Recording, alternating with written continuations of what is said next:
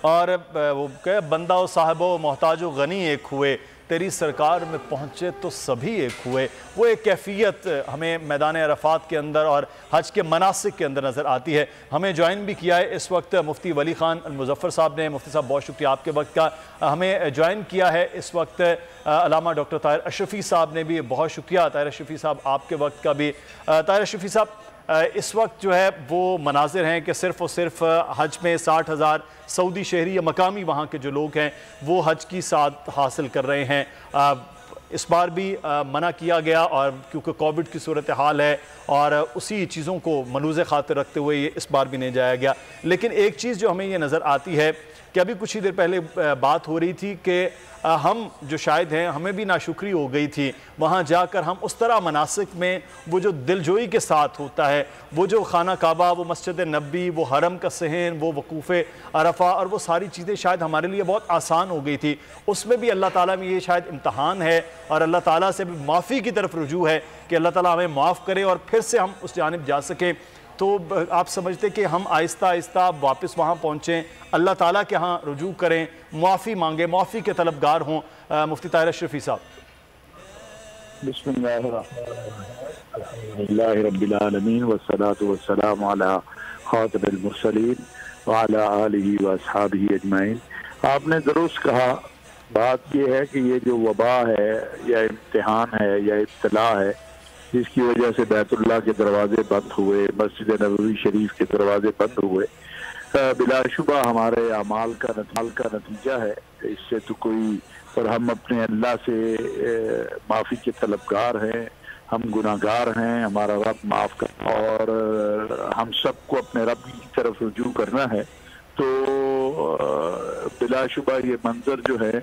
ایک طرف جہاں اس دکھ کے دیتے ہیں وہاں خوشی بھی ہے کہ جب دنیا کے اندر چند لوگوں کا جمع ہونا مشکل تھا تو سعودی عرب کی حکومت نے 60,000 حجاج کا انتظام کیا،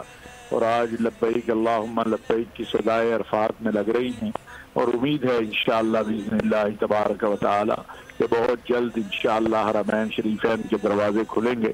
اور مسلمان وہاں جائیں گے اور اللہ کے گھر ادا کریں گے اور اللہ کے گھر میں سجدے کریں گے، رسول اللہ صلی اللہ علیہ وسلم کے روضہ اطہر پہ حاضری دیں گے۔ تو اس میں کوئی شک نہیں ہے کہ جس ڈسپلن کا، جس نظم کا اور جس احترام کا ہونا وہاں پر چاہیے اس میں ہمارے اندر، لیکن اللہ کریم معاف کرنے والے ہیں اور ہمیں عزم کرنا چاہیے کہ جو بھی جائے گا آئندہ بیت اللہ اور روضہ رسول صلی اللہ علیہ وسلم پہ وہ احترام اور وہاں کے جو آداب ہیں ان کو ملحوظ رکھے گا۔ اس میں تو دو رائے کوئی نہیں ہے کہ ہم سے غلطیاں ہوئیں تو آج ہمارے لیے وہ دروازے بند ہوئے۔ اگر غلطیاں نہ ہوتی، لیکن وہ اللہ کریم ہیں، اگر وہ اپنے گھر کے دروازے بند کر دیں گے تو ہم کہاں جائیں گے؟ لہٰذا وہ تو معاف کرنے والے ہیں اور 70 ماؤں سے زیادہ رحم دل ہیں، تو لہٰذا اللہ کریم کی طرف سے معافی کا فیصلہ جو ہے وہ ضرور ہوگا۔ ہمیں مانگنے میں کمی ہے، ان کی عطا میں کوئی کمی نہیں ہے۔ تو اس لیے ہمیں آج کے دن